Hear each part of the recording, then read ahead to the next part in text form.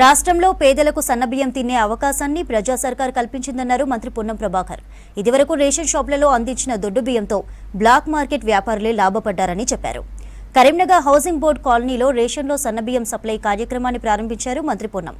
ఉమ్మడి కరీంనగర్ జిల్లాలో తాగునీటికి ఎలాంటి ఇబ్బందులు రావన్నారు. ఏప్రిల్ 6 వరకు ఎల్ఎండి నుంచి సాగునీటి విడుదల కొనసాగుతుందని చెప్పారు మంత్రి పొన్నం. కార్యక్రమంలో ఎమ్మెల్యే కవ్వంపల్లి సత్యనారాయణ సహా ఉన్నతాధికారులు పాల్గొన్నారు.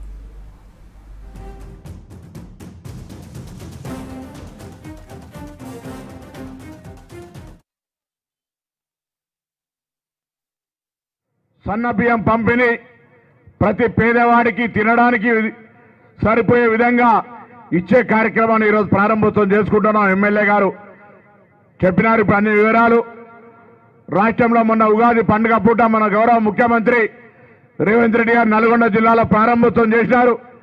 ఇవాళ రాష్ట్ర వ్యాప్తంగా 17,263 రేషన్ షాపులల్లా ఇవాళ ఈ కార్యక్రమం ప్రారంభమవుతుంది. అందరూ కూడా ఒక్కసారి గట్టిగా చప్పట్లు కొట్టి ప్రభుత్వానికి ముఖ్యమంత్రికి ధన్యవాదాలు చెప్పాల్సిగా కోరుతా ఉన్నా. దేశ చరిత్రలో ఎన్నడూ లేని విధంగా సన్న బియ్యం పంపినంటే మేమైతే ఎన్నడూ ఊహించలే. కొంతమంది పెద్దలకు మాత్రమే పైసలు ఉన్నోళ్ళకు ఆర్థికంగా ఉన్నోళ్ళు కొనుక్కొచ్చుకొని తింటే తప్ప దొరకనేటువంటి దొడ్డు బియ్యం వస్తే ఇంతకుముందే శ్రీనివాస్ గారు చెప్పినారు. డీలర్ల దగ్గర బలవంతంగా ఇయ్యకపోతే ఇస్తే కూడా తీసుకోని పరిస్థితి, డీలర్లు బలవంతంగా బదునామయ్యే పరిస్థితి. ఇవాళ వాళ్ళు కూడా అడిగి తీసుకుంటారు వాళ్ళను. నా బియ్యం ఏందని ఇంటికి వాడుకునే బియ్యం, తినే బియ్యం, ప్రభుత్వం అన్ని కార్యక్రమాలు మస్తు జరగవచ్చు. ఇవాళ ఈ కార్యక్రమం ద్వారా అందరికి ఉపయోగపడే కార్యక్రమం మాట సందర్భంగా మనం చేస్తూ రాజీవ్ యువ వికాసం కింద అప్లై చేసుకోండి.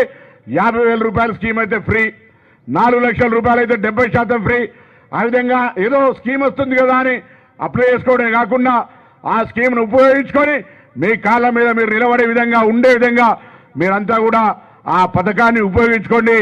ఎస్సీ, ఎస్టీ, బీసీ, మైనార్టీలు, పేదలు, చదువుకున్న వాళ్ళు ఉద్యోగం కొరకే కాకుండా ఉద్యోగ అవకాశాలు లేని వాళ్ళందరూ కూడా స్కిల్డ్ ఎవరైతే నైపుణ్యత, వృత్తి నైపుణ్యం ఉందో వాళ్ళందరూ కూడా ఈ స్కీమ్ కింద అప్లై చేసుకొని లాభపడాలని సందర్భంగా కోరుతూ మరి ఇటువంటి కార్యక్రమం తీసుకొచ్చిన ఈ ప్రభుత్వానికి మీ ఆశీర్వచనం ఇవ్వండి. మిగతా కార్యక్రమాలన్నీ చేసే విధంగా భగవంతుడి ఆశీర్వచనం ఇవ్వండి.